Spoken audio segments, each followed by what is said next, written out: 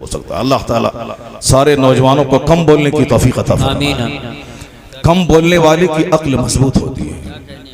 कम बोलने वाले आदमी को इबादत करने की ज्यादा तौफीक मिलती है। और जो ज्यादा बोलता है वो झूठ भी ज्यादा बोलता है, फजूल बातें बोलता है, बेकार की बातें बोलता है। मेरी माँ बहन बेटियां गौर से सुनो, हुजूर ने क्या फरमाया। आका फरमाते हैं मन समता नजा, जो खामोश रहा वो नजात पा गया। जो खामोश रहा वो नजात पा गया। झूठ से नजात पा गया, फजूल बातों से नजात पा गया, लड़ाई झगड़े से नजात पा गया, तकरार से नजात पा गया, तलाक से नजात पा गया और जहन्नम जाने से नजात पा गया। मन समता नजा, सरकार दो जहां अलैहिस्सलाम की बातें इस कदर कंसाइज होती है। कंसाइज का मतलब मुख्तसर और उसमें मतालिब का समंदर पीना हो। आका अलैहिस्सलाम की बात है जिस तरह कुरान शरीफ में है, एक आयत में 1 करोड़ मफहूम पोशीदा है क्योंकि अल्लाह का कलाम है। यही वजह है कि आज 1400 साल हो गए कुरान पाक पढ़ते पढ़ते कोई उकताता नहीं। जिस तरह अजान सुनते हुए कोई नहीं उकताता है। हाँ, जिसका सीना ही दिल ही नापाक है तो वो तो बोलेगा जल्दी अजान खत्म करो, लेकिन जिसका दिल मरा नहीं है, जिंदा है, वो 4 साल की उम्र से अजान सुनता है, 80 बरस में भी अगर अजान को गौर से सुनता है तो बढ़ता हुआ कदम रुक जाता है। आंखों से आंसू के कतरे आ जाते हैं। वो चाशनी, वो मिठास है अजान में और वो हुस्न है कुरान पाक की समाअत में। क्योंकि कुरान पाक हम से नाजिल हुआ है, इसलिए जब भी कुरान सुने तो आंसू बहाए और जब भी कुरान पढ़ें तो भीगी हुई आंखों के साथ पढ़ें। कुरान पाक गम से नाजिल हुआ है। कड़ाके की सर्दी में जब आका अलैहिस्सलाम पे वही नाजिल होती थी, यानी कुरान नाजिल होता था, जिब्रील अमीन आते थे, तो उस वक्त हुजूर की पेशानी में पसीने आ जाते थे। और आया है हदीस पाक में कि वो पसीने के कतरे मोती की तरह चमकते थे सरकार दो जहां पेशानी। इस कदर वही के नाजिल होते वक्त आका अलैहिस्सलाम को मुशक्कत होती थी। और हुजूर जब भी कुरान पाक पढ़ते थे तो नमाज में आप आंसू बहाते थे। ये तो पढ़ने की बात होगी, क्योंकि हुजूर पे कुरान नाजिल हुआ, उससे बेहतर तो कोई पढ़ ही नहीं सकता। लेकिन हुजूर की ख्वाहिश थी कि मैं दूसरों से कुरान सुनूं। सुभान अल्लाह। इसलिए कुरान पढ़िए भी और दूसरों से कुरान सुनिए भी। जैसे हम लोग अभी 1 घंटा 2 घंटा कुरान सुनाते हैं, एक आयत पढ़ा, उसका मतलब बयान किया, फिर पढ़ा, फिर मतलब बयान किया। इसको हुस्न के साथ सुने, गम के साथ सुने। कहा नहीं मारना है, ठहाका मार के नहीं हंसना है। बिल्कुल ही जब कुरान सुने सीरियस हो जाए, संजीदा हो जाए। आका अलैहिस्सलाम ने अब्दुल्लाह इब्न मसूद से कहा कि तुम कुरान मुझको सुनाओ। कहा हुजूर आपसे बेहतर कौन कुरान पढ़ सकता है। मगर हुजूर ने कहा कि मैं तुमसे सुनना चाहता हूँ। जब अब्दुल्लाह इब्न मसूद रज़ियल्लाहु ताला अन्हु कुरान पाक सुनाने लगे, जब इस आयत पर पहुंचे वजिना बिका अला हाउलाए शहीदा, जब इस पर पहुंचे तो हुजूर ने कहा इशारे से कि रुक जाओ, रुक जाओ। अब्दुल्लाह इब्न मसूद मस्त थे सुनाने में। क्यों? उनको सुना रहे थे जिन पर कुरान नाजिल हुआ। सुभान अल्लाह, माशाअल्लाह। इसलिए बेखुदी में सुना रहे थे। इस आयत पर जहां पहुंचे हुजूर ने मना कर दिया, रुक जाओ। वो रुक गए और रुकने के बाद जब उन्होंने सर उठा के देखा, सरकार के चेहरे पाक की तरफ देखा, आंखों से आंसू के कतरे रवां थे। आंखों से आंसू के कतरे बह रहे थे। कुरान हुस्न के साथ नाजिल हुआ है, उसको गम के साथ पढ़ा जाए, उसको लहक कर, जिस तरह बहुत सारे हुफाज़ किराम पढ़ते हैं रमजान में, रमजान के दिनों में लहक कर, स्पीड में, इस कदर के साथ ऐन गैन तालमून या अलमून के सवाब कुछ भी समझ में नहीं आता। ये मजाक है। न पढ़ने वाले को सवाब मिलेगा, न सुनने वाले को सवाब मिलेगा, अलबत्ता गुनाह दोनों को हो जाएगा। क्योंकि गलत कुरान पढ़ना ये हराम है और उसका सुनना भी गुनाह से खाली नहीं है। इसलिए नहीं मिले हाफिज अच्छा सुनाने वाला, हदर के साथ साफ साफ तजवीद की रियायत करते हुए 10 पारे 10 सूरत की सूरत तरावी पढ़ लें आप। खत्म कुरान न करें। अगर अच्छा सुनाने वाला हो तो रोजाना 1 पारा सुने, ताकि 30 दिन में 30 पारी खत्म हो जाए। ऐसा नहीं कि 5 दिन सुना और अपने कारोबार में लग गए। कोई जैसे कोई एक ड्यूटी थी उसको निभा दिया। कुरान हुस्न के साथ नाजिल हुआ। मैं सिर्फ कुरान करीम की एक आयत पढ़ता हूँ, उस आयत करीमा में क्या कुछ कहा गया है, आपके 5000 सवाल का जवाब इस आयत करीमा में मिल जाएगा। हजारों बातें उसमें पिना है।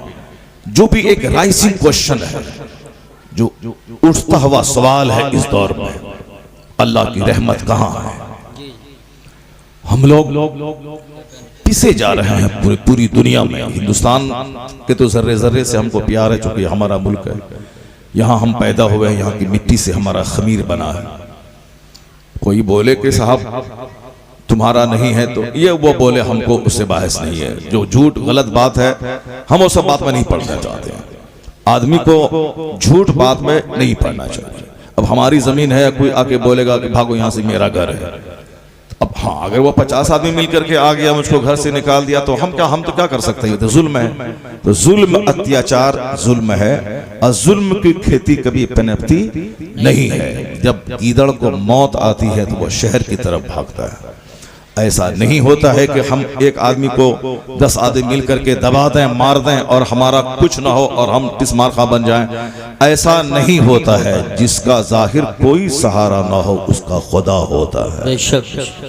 और अल्लाह तबारक व तआला की कुदरत को सारे लोग देखते होंगे। मैंने भी अपनी मुख्तसर सी जिंदगी में बेशुमार मुशाहिदा किया है। मेरे जो मुशाहिदात और तजर्बात हैं उसकी एक छोटी सी कहानी मैं सुनाता हूँ, गौर से आप सुनेंगे। फिर कुरान शरीफ की एक आयत और हुजूर की 1-2 हदीस, तकरीर मेरी हो जाएगी 1 से लेकर 1.5 घंटे के अंदर में खत्म। फिर फैजी भाई की नात होगी, उसके बाद सलातो सलाम दुआ, अपने घर जाएंगे। आज आप ये मत समझ रहे कि 3 घंटे मौलाना साहब हमको फंसा देगा। नहीं, अब मैंने नहीं किया है। अब मुझको सिर्फ 1 घंटा बोलना है या 1.5 घंटा बोलना है, बस हम मोहम्मद अली फैजी भाई की नसीहत पर अमल करना है। ये हमारा छोटा भाई है, अजीज है, और ये हमको बारहा कहता है कि आप क्यों 3 घंटा बोलते हैं, क्या होने वाला है, अमल लोग करते ही नहीं हैं तो क्या फायदा है। तो मैं तो कहता हूं कि भाई 3 घंटा इसीलिए मैं बोलता हूं, अगर 3 आदमी भी अगर नमाजी नेक बन गया तो समझ लूंगा मेरी मेहनत वसूल हो गई। माशाअल्लाह माशाअल्लाह। हो सकता है कि 1 घंटे की गुफ्तगू में किसी के लिए वो बात ना हो, 2 घंटे में बोलूं उसमें मुमकिन है कि किसी का दिल ना हिले। अब मुमकिन 3 घंटे की तकरीर करो, मुमकिन है कि कोई एक बंदा नसीहत हासिल कर ले। तो समझ लें कि 1 लाख रुपए खर्च करके जो महफिल होती है, एक बंदा अगर नेक हो गया तो समझ लें कि सारी मेहनत जैसा कराने। यही एक मकसद होता है। अल्लाह तबारक व तआला आपको, हमको, सबों को इस जन्नती महफिल की कद्र की तौफीक अता फरमाए। आप यहाँ रात का थोड़ा सा हिस्सा गुजार रहे हैं। आपके गौसे आजम 40 साल तक इशा के वजू से फजर पढ़ते रहे। अल्लाह, 40 ईयर्स। जिस गौसे पाक का नजर हम खाते हैं, जिसका लंगर हम खाते हैं, जिसका तोशा हम खाते हैं, जिसके नाम पे अपने घरों में फातिहा दिलाते हैं, वो गौसे आजम 40 बरस तक इशा के वजू से फजर पढ़ते रहे। रात में पीठ को जमीन से नहीं लगाया, पीठ को जमीन से नहीं लगाया। ये उनके गुलाम जो उनकी खिदमत में रहते थे उनका स्टेटमेंट है। मैं अपने शेख को 40 साल से इसी मामूल पे देख रहा हूँ। वो इशा पढ़ने के बाद नफल के लिए खड़े हो जाते, सुबह होती उसी वजू से फजर की नमाज अता फरमाते। अल्लाह। तो कम से कम कभी 4 रात साल में आप भी चुन लीजिए, 4 रात जाके उस 4 रात में कम से कम इशा पढ़, इशा के वजू से हम फजर पढ़ लें। एक शबे मेराज में चुन ली जो रात के चली गई, करोड़ों में कोई एक आदमी जगह होगा। शबे आशूरा आ रही है, 15वीं शाबान की रात, उसमें दिन भर रोजा रखिए, कम खाइए। ए बाबा, ए बाबा, ए बाबा, कहाँ जा रहे हैं? एक नंबर जाओ, उठो मत अभी, हाँ वापस आ जाएंगे। इसलिए कि जन्नती महफिल से जल्दी उठना नहीं चाहिए आदमी को। यहाँ तो सीधा कनेक्शन आसमान से जुड़ गया, रहमतों की बारिश हो रही है। आपने सुनी होगी वो हदीस, सूरह कहफ पढ़ रहे थे, एक सहाबी सामने बंधा हुआ घोड़ा उछल रहा था। वो बोला ये घोड़ा उछल क्यों रहा है? कोई सांप काटा, बिच्छू काटा, क्या डंक मारा उसको? जब वहां गया देखा कुछ नहीं है। नजर उठा के देखा, ऊपर देखा, जमीन से लेके आसमान तक एक नूर की पिंदील लटक रही। सुभान अल्लाह समद। सुबह हुई, हुजूर के पास गए, कहा सरकार आका अलैहिस्सलाम से कहा कि हुजूर रात में मैंने ऐसा ऐसा देखा। कहा तुम क्या कर रहे थे? कहा हुजूर मैं कुरान पढ़ रहा था। सुभान अल्लाह। कहा कुरान पढ़ते वक्त जो फरिश्ते आते हैं आसमान से सुनने के लिए, वाह वाह ये वही फरिश्तों का हुजूम था जो नूर के हाली की शक्ल में नजर आ रहा। सुभान अल्लाह। अल्लाह सुब्हान। और फिर इंसान नहीं, घोड़ा उछल रहा था। इसका मतलब है कि कुरान पाक सुनकर घोड़ा भी उस तिलावत से महसूस होता है। बेशक फरिश्तों के नूर को देख के उछल रहा था। तो जिस घर में कुरान पढ़ा जाता है उस घर से बेबरकती खत्म हो जाती है, बेशक वहां से शैतान भागता है, फरिश्ते आते हैं और फरिश्ते जहां कदम रख दें मरी हुई जमीन जिंदा होती है। बेशक इसलिए फरिश्तों को अगर घर में बुलाना है तो कुरान पाक की तिलावत का एहतमाम करें। सुभान अल्लाह। फरिश्तों को घर में बुलाना है तो टेलीविजन को तोड़ के फेंक दें, क्योंकि जहां तस्वीर होती है वहां फरिश्ता नहीं आता। ये बात बिल्कुल परफेक्ट है। आका अलैहिस्सलाम के घर में सैयदा आयशा ने एक पर्दा लगाया, उसमें तस्वीर थी, तो सरकार घर से बाहर ही थे, अंदर जा ही नहीं रहे थे। सैयदा पूछती हुजूर अंदर क्यों नहीं आ रहे हैं? कहा कि इसलिए कि जो पर्दा तुम लगाई हो उसमें तस्वीर है, और जहां तस्वीर हो वहां फरिश्ते नहीं जाते, जहां तस्वीर हो वहां रहमत के फरिश्ते नहीं आते हैं। इसलिए घरों में तस्वीर खत्म कर दे, टेलीविजन को तोड़ के फेंक दे, वरना नहीं तो 1 करोड़ डेली कमा लेंगे। ये परफेक्टली मैं कहता हूं बरकत कभी नहीं होगी। बेशक इसलिए नहीं होगी कि समझ में आएगा 1 करोड़ इधर से आएगा उधर चला जाएगा, हाथ सूखा फकीर भूखा। और ये सबको इसका तजर्बा हासिल है कि हाथ सूखा फकीर भूखा। फकीर कभी आसूदा ही नहीं होता। आपके यहाँ भी खा लेगा 4 रोटी और 10 कदम चलेगा, वहां भी मांगेगा, वहां भी 10 रोटी खा लेगा। जहां हाथ पोछा फिर फकीर भूखा हो गया, उसका पेट ही नहीं भरता उसका फकीर का। उसी तरह से 1 करोड़ कमा लेंगे, अगर अल्लाह बरकत छीन ले तो वही हाल होगा, कभी आसूदगी नहीं आएगी। इधर से आएगा उधर चला जाएगा। ये सब का यही रोना है। अमेरिका से लेके बेंगलोर तक सारे लोग वही रोते हैं। मैंने दुबई में देखा, वहां भी अक्सर लोग दुबई, हम लोग दुबई घूमना चाहते हैं, वहां के लोग मुसीबतों की पोटली लेके आलिमों के पास आ जाते हैं। हुजूर बरकत नहीं है, हुजूर ये प्रॉब्लम है, हुजूर ये प्रॉब्लम है। और जो दुआ ताबीज करने वाला है वो मालामाल है, जाहिर सी बात है मालामाल है। बुखारी शरीफ पढ़ाने वाला पढ़ाता है 5 घंटे हदीस, तो उसको मिलते हैं 20,000 रुपये महीना, 15,000 रुपये माह, और वो एक दिन में 50,000 कमाता है। क्यों कमाता है?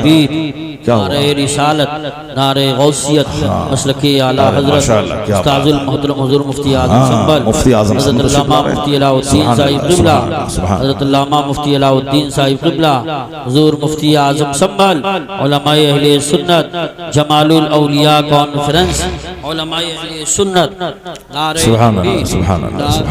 रिसालत, नारे गौसियत, मसलके आला हजरत हुजूर। आजकल लोग 60 साल 50 साल में बस जाने लगते हैं, लेकिन 80 साल से जायद की उम्र हो गई मुफ्ती आजम संभल की, और आज भी जलसे में आ रहे हैं। सुभान अल्लाह। मोर देन 80 ईयर्स, 80 साल से ज्यादा उम्र है हुजूर मुफ्ती आजम संभल हजरत अल्लामा कारी अलाउद्दीन साहब मददसिल्लुल आली की। मोर देन 80 ईयर्स, 80 साल से ज्यादा। मगर देखें अभी भी जलसे में आ रहे हैं और अभी भी खिताब करते हैं, तंदुरुस्त रहते हैं। क्यों? जो बचपन से कुरान पढ़ेगा और पढ़ाएगा, 90 साल की उम्र में भी उनकी अक्ल सलामत रहेगी, होशो हवा सलामत। सुभान अल्लाह, माशाअल्लाह। वो दूसरे लोग हैं जो जिंदगी भर झूठ बोलते हैं, गीबत करते हैं, वो 60 साल के बाद ही वो मफलूज हो जाते हैं। बोलना क्या है, वो बोलते क्या है, वो इस हर स्टेशन उनका बिगड़ जाता है, उनकी गाड़ी स्टेशन से अलग हो जाती है। सारे लोगों को तजुर्बा हासिल है। अल्लाह तबारक व तआला हजरत को और लंबी उम्र अता फरमाए, सेहत और तंदुरुस्ती के साथ। मरना तो है ही, चाहे आज मरे चाहे 100 साल के बाद मरे, मरना तो है ही, मगर थोड़े जिंदगी का और मजा लेके मरे, इबादत करके मरे, सजदा करके मरे, मदरसा चला के मरे। मैंने कहा भी अभी 2-4 महीने से मैं यही पूरे इंडिया में कह रहा हूँ कि मरना तो है ही सबों को। तुम भी मरोगे, मैं भी मरूंगा, सब सारे लोग मरेंगे। जो सीना तान के दिल्ली में बैठे हैं वो भी मरेंगे, सारे लोग मरेंगे। अलबत्ता बेहतर है वह मौत जो अल्लाह अल्लाह करते हुए आ जाए। नाच गाने की महफिल में नाच के मरना ये भी मौत ही है, शराब की भट्टी में शराब पीते पीते मरना ये भी एक मौत ही है। हॉस्पिटल में एड़ी रगड़ के ऑक्सीजन पे मरना वो भी मौत ही है। शराब पी के बाइक चलाते हुए लाश के हजारों टुकड़े होके मरना वो भी मौत ही है। लेकिन जो मौत दरसगाह में बच्चों को पढ़ाते पढ़ाते आ जाए, उस मौत पर फरिश्ते भी रश करते हैं। वह मौत जो हालत सजदा में आ जाए, वह मौत जो मस्जिद में आ जाए, वह मौत जो इंतजारे सलात में आ जाए, वह मौत जो अजान देते सुनते हुए आ जाए, वह मौत जो मस्जिद में आ जाए, वह मौत मौत है शानदार मौत जिस पर नस्लें फख्र करती हैं। यही वजह है कि इस राज को फिलिस्तीन की औरतों ने अच्छी तरह समझ लिया है कि अगर तुम हिंदुस्तान में हो तो क्या हुआ, मैं फिलिस्तीन में अपने बच्चों की लाशें उठाती हूं तो क्या हुआ। क्या तुम हिंदुस्तान में नहीं मरेगा? हिंदुस्तान में भी तुम मरेगा, 80 साल के बाद भी मरेगा। तो मेरे बच्चों की लाश पे तरस मत खाओ, मेरे बच्चों की शहादत पे आंसू मत बहाओ। तुम भी मरेगा, मुमकिन है कि तू बाथरूम लेटरिन रूम में मरे, मुमकिन है कि तू खेत में मरे, मुमकिन है कि तू ऑक्सीजन और वेंटिलेशन पे मरे, मगर वो मौत जो मुसलमान होने की बुनियाद पर किबले अव्वल की आजादी के लिए जो मौत आ जाए, वह मौत सबसे सुपीरियर मौत है। इसलिए फिलिस्तीन की माएं 70 साल से अपने बच्चों की लाश उठा रही है, पर फिलिस्तीन छोड़ना नहीं चाहती, इसलिए कि आज नहीं तो कल सही मेरे बच्चों का खून रंग लाएगा, कोई ना कोई सलाहुद्दीन जन्म लेगा, यहूदी खदेड़ के भगाया जाएगा, किबले अव्वल आजाद हो जाएगा। नारे तकबीर, नारे रिसालत, नारे गौसियत, मसलके आला हजरत, फैजाने आला हजरत, बैतुल मुक़द्दस मुफ्ती शहरियार रज़ा साहिब क़िबला, उनकी मौत पे आंसू बहाने की कोई जरूरत नहीं है। वो दिलेर माँ है, वो बहादुर माँ है। 70 साल से बम गिर रहे हैं, बच्चे शहीद हो रहे हैं, मगर जबान पे शिकवा नहीं। आपने देखा होगा एक बच्चे की लाश को लेकर एक शख्स कह रहा, इलाही तू इसे कबूल फरमा ले। ये नहीं कि हम फंस गए, चक्कर में फंस गए, क्यों आ गए थे मैदान में, क्यों आ गए थे। दलाल और बदतमीज किस्म के लोग तो इमाम हुसैन की करबला हाजिरी पर भी सवाल उठा रहे थे। वो बदतमीज कहते थे क्या जरूरत थी करबला आने की, बाल बच्चे को कटवाने की, है क्या जरूरत थी आने की। अब्दुल्ला इब्ने अब्बास वहां हैं, अबू सईद खुदरी वहां मौजूद हैं, ये जलीलुल कद्र साहबी मक्के में है, मदीने में है। इस नौजवान को आने की क्या जरूरत थी? जो वक्त का बादशाह है, उस बादशाह की किससे बगावत करने का अंजाम तो यही है, कत्ल है। उस वक्त भी ऐसे दलाल किस्म के लोग मौजूद थे जो कहते थे आने की क्या जरूरत थी। लेकिन आज भी ऐसे दलाल मौजूद हैं। अगर कोई हक बोले, तकलीफ में पड़ जाए, तो लोग कहता है क्या जरूरत थी बोलने की, क्या जरूरत थी ऐसा करने की, क्या जरूरत थी ऐसा करने की। अगर यही बात इमाम हुसैन अगर समझ लेते कि क्या जरूरत थी मदीना छोड़ के करबला जाने की, यहाँ सारे लोग हाथ पांव चूम ही रहे हैं, आराम से मैं मस्जिद नबी में नमाज पढ़ा ही रहा हूँ, आराम से खाऊंगा पीऊंगा, मैं यजीद की बैत कर लूंगा, वो हर महीने 2 लाख रुपए 2 लाख चांदी का सिक्का देगा हमको, आराम से खाएंगे पिएंगे, मर जाएंगे, माँ फातिमा के पाँव में दफन हो जाएंगे, दुनिया में भी आराम, मरने के बाद जन्नती नौजवान का सरदार तो है ही, जन्नत के मालिक मुस्तफ़ा ने तो कह ही दिया है कि ये हमारे हसन हुसैन जन्नती नौजवान के सरदार हैं। अगर ये सोच लेते बाकी कोई फर्क नहीं पड़ता, आराम से इज्जत से रहते। 55 साल 5 महीना 5 दिन यानी 4-5 इस दिन आपकी शहादत हुई, तो उस वक्त और वो मदीने ही में रहते तो भी उतने ही उसी टाइम में वो मरते, उतनी ही उससे उम्र एक लम्हा ज्यादा नहीं होती, मरते आराम से खाते पीते बकी में दफन, और जन्नती नौजवान के सरदार तो होते चूंकि जन्नत के मालिक मुस्तफ़ा ने कह ही दिया है। लेकिन ये नहीं होता। आज हुसैन के नाम के मतलब से इमाम नहीं लगता, हर मेंबर पे हुसैन, हर मजलिस में हुसैन, हर महफिल में हुसैन, हर दरसगाह में हुसैन। हुसैन का नाम बुज़दिलों को जवानी अता करता है, हुसैन का नाम गर्दनों को सस्ता कर देता है, हुसैन का नाम जो गिरा हुआ है उसे भी ऊंचा कर देता है, हुसैन का नाम दुश्मनों को नाकों चने चबाने पे मजबूर कर देता है। हुसैन और हुसैन के बाप का नाम बीमारों को भी जवान बना देता है। वो हुसैन का नाम इसीलिए है, उन्होंने प्रैक्टिकल में कहा मदीने में सजदा करना और है, तलवारों के साए में सजदा करना और है। अगर नाना जान ने कल क़यामत में पूछा कि बेटा मैंने जो लुआबे दहन तेरे मुंह में डाला था, मैंने जो सजदा लंबा किया था, मैंने जो तुझे पुश्त पे सवार किया था, इसीलिए ना कि मेरी उम्मत जब खतरे में पड़े तो उम्मत का बोझ तुम उठाना। तो मदीने में आराम से खाने पीने के लिए मैंने इतना लाड प्यार नहीं दिया था, प्यार दिया था कि अपनी गर्दन कटा के उम्मत को तबाही से बचा देना। तो हुसैन करबला गए, दुनिया वालों को बता दिया कि हंसते मुस्कुराते हुए हमेशा सारा काम नहीं होता है, बल्कि कभी कभी गर्दनें कटा के इस्लाम का काम होता है। तो नाना ने जो चमन लगाया था उस चमन को अब उनके नवासे की खून की जरूरत थी, इसलिए हुसैन तन्हा नहीं अपने बच्चों के साथ करबला गए, बच्चों को भी कटवाया और खुद कट गए। तो कट तो गए, अल्लाह ने कहा हुसैन मदीना छोड़ा तुमने मेरे लिए, अली असगर को कटाया मेरे लिए, अली अकबर की जवानी लुटाई मेरे लिए, तुमने अपनी लाश पे घोड़े की टापों को रंगवाया मेरे लिए, तुमने तलवारों के साए में बहकर जख्म नेज़ों के खा के सजदा किया मेरे लिए, तुमने सब कुछ लुटा दिया, कुंबा लुटाया, गर्दन लुटाई, अपनी खेमों को जलवाया, सब कुछ किया।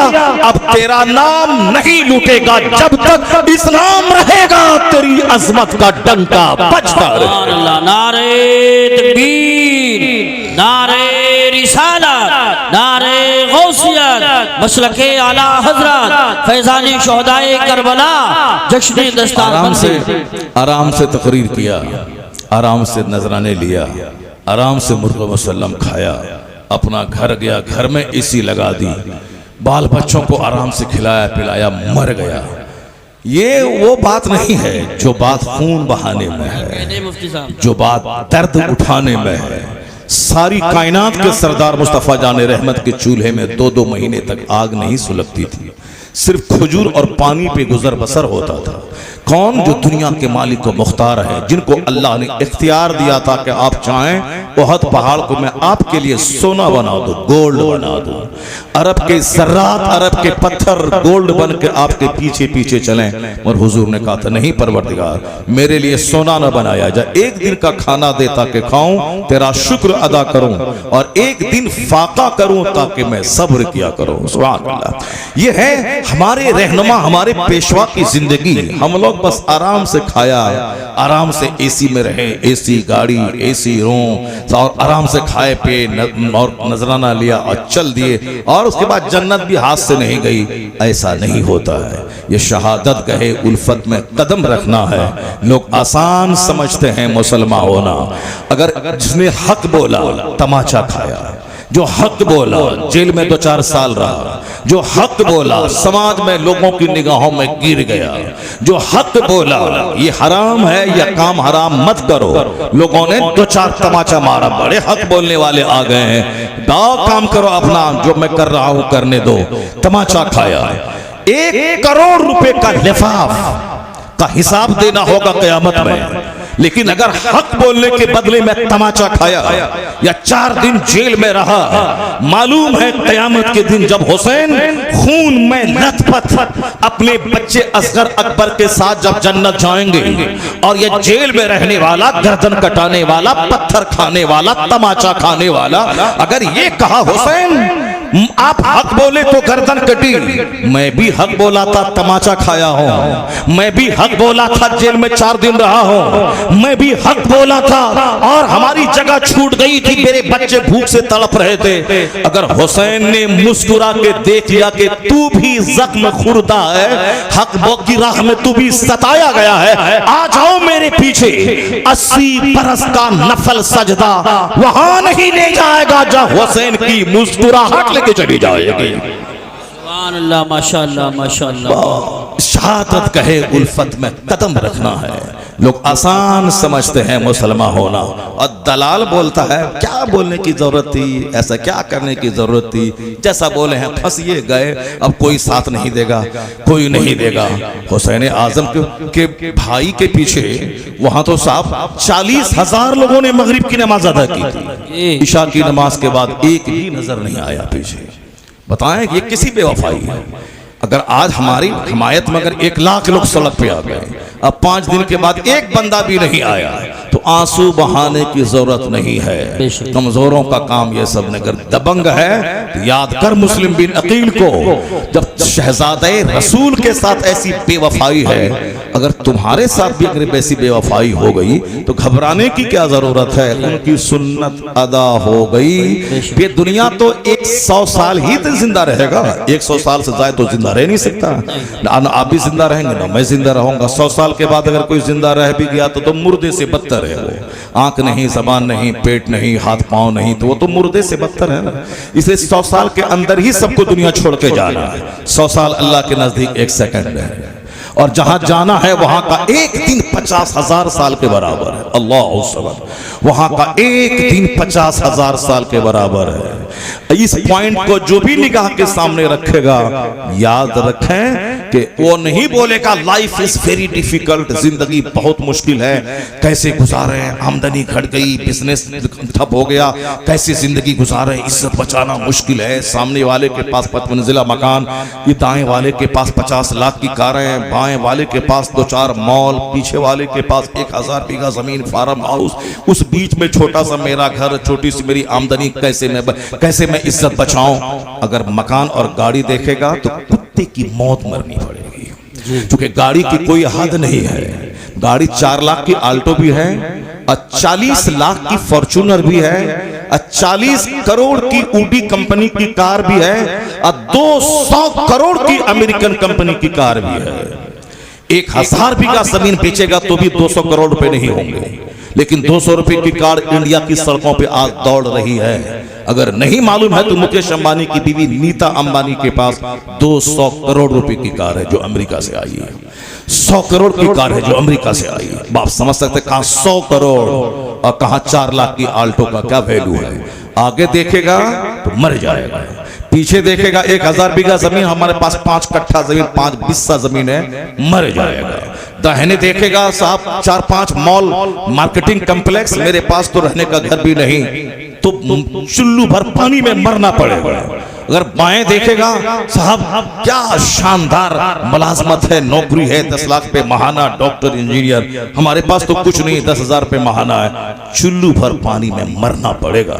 अगर आगे देखेगा तो भी मौत, पीछे देखेगा तो भी मौत। हाँ, अगर मुस्तफा को देख लिया, ये जमींदार तेरे चेहरे की मुस्कुराहट पे रश्क करेगा, इसलिए कि हुजूर ने फरमाया है कि तुम अपने से ऊपर को मत दे, अल्लाह की नेमतों की नाशुक्री तू करेगा, तू मत दे। वला तनजुरू इला मन हुवा फौककुम, जो तुमसे एबब है उसको मत दे। उनजुरू इला मन हुवा अस्फल मिनकुम, उसको देखो जो तुझसे सेहत में, हुस्न में, दौलत में, माल में कम है, उसको दे। उसको देखेगा तो अल्लाह की इस नेमत का शुक्र अदा करेगा। जब शुक्र अदा करेगा तो फिर क्या है, जब शुक्र अल्लाह की नेमत का अदा होगा तो अल्लाह उस नेमत को बढ़ा देगा। असल चीज माल की बहुतात नहीं है। लैसल गना अन कसरतिल अर्द वलाकिन्नल गना गना नफ्स। Riches does not mean having a great amount of property, but the riches is self contentment. मालदारी माल की बहुतात से नहीं मिलती। मुस्तफा कहते हैं मालदारी तो सब्र से मिलती है, मालदारी तो कनात से मिलती है, मालदारी तो सेल्फ कंटेंटमेंट से मिलती है। दुनिया को देखेगा चुल्लू भर पानी में मर जाएगा, मुस्तफा पे नजर रहेगी, यहां भी मुस्कुराएगा, जन्नत में सोने के महल में मुस्कुराता रहे। सुभान अल्लाह। नारे तकबीर, नारे रिसालत, नारे गौसियत, मसलके आला हजरत, उलमाए अहले सुन्नत। इसलिए इस्लाम हमेशा हर मोड़ पर हमारी रहनुमाई करता है। खबरदार कभी किसी दुनियादार को नहीं देखना, कभी दुनिया की चहल पहल को नहीं देखना। अगर चहल पहल को देखेगा नमाज पढ़ना मुश्किल हो जाएगा। नमाज सजदे में तुम्हारा ख्याल, इंतशार ख्याली का शिकार तुम्हारा दिमाग हो जाएगा, बुरे बुरे वसवसात आएंगे। कभी बोलेगा पता नहीं अल्लाह है कि नहीं, माज़अल्लाह, 1000 बार माज़अल्लाह। कभी बोलेगा जन्नत दोज़ख है कि नहीं, इसी दुनिया ही में जन्नत दोज़ख है। ये सारी बातें दिमाग में आएंगी। इसलिए तकरीर सुनना उतना ही जरूरी है दिल को जिंदा रखने के लिए, जितना कि मरी हुई जमीन को जिंदा करने के लिए पानी जरूरी है। जमीन अगर मर गई उसमें पानी डालना होगा ताकि दोबारा वो जमीन खेती के काबिल हो जाए। आप लोग गांव देहात में रहते हैं, आसपास में खेत हैं, आपको अच्छी तरह मालूम है कि खेत जब मर जाता है दोबारा फसल उगाने के लिए उसमें पानी डाला जाता है। और ऐसा नहीं कि एक बार पानी डाल दिया तो अब 10-20 साल के लिए वही एक पानी काफी है, नहीं, जब जब जमीन मरती है तब उसमें पानी डालना पड़ता है। उसी तरह यह दिल है, यह दिल खेत की मानंद है। जब आदमी काफिरों का चेहरा देखता है तो दिल मर जाता है, बेनमाजी का चेहरा देखता है तो दिल सख्त हो जाता है। जब शराबी, पापी, जानी, बदकार, दुनियादार, सूदखोर का चेहरा देखता है तो यह दिल भी आदमी का सख्त हो जाता है। इसलिए हुजूर ने फरमाया है कि अर्रजुलु अला दीन Khalili, a man is likely on the way of life of his friend. एक आदमी अपने दोस्त के दीन पर होता है। दोस्त का जैसा दीन उस दूसरे दोस्त का वैसा दीन होता है, चूंकि दिल से रिश्ता होता है दोस्त का। तो दोस्त अगर गलत भी करता है तो भी बंदा सोचता है चलो दोस्त है कर लिया। तो आदमी दोस्त के मजहब पर होता है। हुजूर फरमाते फल यंजुर अहदुकुम मैं युखालिल। ए बाबा एक नंबर, ठीक है, जाइए जल्दी से आ जाइए, एक नंबर आ जाइए, क्योंकि बहुत देर से आप लोग बैठे हुए हैं। इसीलिए अगर आपको हाजत हो ऐसी तो शदीद हाजत हो तो जाइएगा, कम हाजत में मत जाइए। प्रैक्टिस कीजिए कि बगैर पेशाब के बैठे रहे। कम हाजत, शदीद हाजत हो तो मेरे रोकने से भी नहीं रुकना है, वहां चले जाना है। और कम हाजत हो तो उधर तवज्जो ही नहीं देनी, गुफ्तगू की तरफ तवज्जो देंगे। तो अगर शदीद भी हाजत होगी तो भी उस तरफ ध्यान ही नहीं जाएगा। हम लोगों का भी हाल होता है, जहां हम लोग मुताला करने, तकरीर करने में लगे रहते हैं तो वो उधर से ख्याल बटा रहता है। लेकिन जहां तकरीर खत्म हुई, एक मौलाना साहब, बहुत बड़े दबंग मौलाना साहब जो हजरत के दोस्त थे, फ्रेंड थे, वो मौलाना साहब बड़े शोहरत याफ्ता खतीब, स्टेज से उतरे, धक्का मारता हुआ सीधे वॉशरूम चले गए। पूरा जैसे वॉशरूम चले गए। जाहिर सी बात है, आप वो 2 घंटे से स्टेज बैठा दीजिएगा, 2 घंटे तकरीर करवाएगा, 4 घंटे की बात है, तो अब तकरीर करने के दौरान तो ख्याल नहीं जाता। लेकिन जहाँ इस काम से फारिग हुए तब उसका शदीद हमला होने लगता है, दौड़ के गए। ऐसी कैफियत हम लोगों की भी बनती है कभी कभी। 4 घंटे स्टेज पर बैठे हुए हैं, 3 घंटे से खिताब कर रहे हैं, और जैसे खिताब खत्म हुआ 1 मिनट जो है रुकना बस खतरे से खाली नहीं है, वरना कपड़ा ही खराब हो जाएगा, इसीलिए भागना पड़ता है। तो तवज्जो आपकी मेरी तरफ बनी रहे, तो उस तरफ ध्यान नहीं जाएगा। अगर उस तरफ ध्यान देंगे तो फिर आप सुन नहीं पाएंगे मैं क्या बोल रहा हूं। जरा गौर से सुनिएगा, अल्लाह के रसूल क्या कहते हैं, आदमी अपने दोस्त के मजहब पर होता है। अर्रजुलु अला दीन खलीली, आदमी अपने दोस्त के दीन पर होता है। तो मुस्तफा कहते फल यंजुर अहदुकुम मैं युखालिल, तो हर आदमी को चाहे कि वह देख ले, वॉच whom befriend, वो देखे कि किससे वो दोस्ती कर रहा है।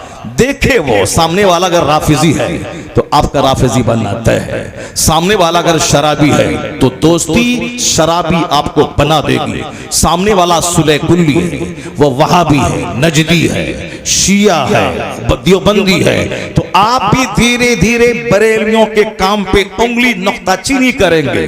जब जरूरी नहीं है सलाम पढ़ना तो क्यों ये सलाम पढ़ रहे हैं, जब जरूरी नहीं है फातिहा पढ़ना तो क्यों पढ़ रहे हैं, फातिहा ही है नमाज नहीं है, वहां तो नमाज पढ़ता है। इस तरह की बात जब जबान से निकलने लगे तो समझ जाए किसी बदअकीदे की हवा इसको लग गई है, किसी बदअकीदे की हवा इसको लग गई है। ये बोली जो वो बोलता है वही बोली ये बोला, अर्रजुलु अला दीन खलीली, आदमी अपने दोस्त के दीन पर रहता है। तो आदमी को चाहिए कि वो देख ले कि दोस्ती किससे कर रहा है। खबरदार किसी बदअकीदे से दोस्ती ना हो, खबरदार किसी नजदी वहाबी राफिजी से दोस्ती ना हो, खबरदार किसी हराम खोर से दोस्ती ना हो, वरना सारी नेकी को बर्बाद कर देगा। क्योंकि हराम का लुकमा जैसे पेट में गया समझ लें कि सजदों की बरकत खत्म हो जाएगी, कोई दुआ कबूल नहीं होगी, चाहे वो खिलाफे काबा थाम के पकड़ के मर क्यों ना जाए, नहीं होगी दुआ कबूल। इसलिए कि मुस्तफा जाने रहमत अलैहिस्सलाम ने दुआ की कबूलियत के लिए 2 शर्तें रखी हैं, जबरदस्त शर्त। दुआ की कबूलियत की 2 शर्तें हैं। वैसे तो बातें बहुत सारी हैं मगर ये 2 मेजर फैक्टर है जिसकी वजह से दुआएं कबूल रद्द हो जाती है, या 2 चीजों की वजह से। और 2 चीजें ऐसी हैं जिसकी वजह से दुआएं कबूल होती हैं, आदमी मुस्तजाबुद दावात हो जाता है। वो 2 चीजें क्या हैं, जो पेट में हमेशा हलाल ग़िज़ा डालता हो, हलाल गज़ा जैसे ही पेट में पड़ता है सीना रोशन हो जाता है, सीना रोशन होता है, दिमाग रोशन होता है, उसके सारे बदन में का जो खून होता है प्योर खून हो जाता है। वो हाथ उठा के जो दुआ करता है अल्लाह ताला उसकी दुआ कबूल फरमाता है।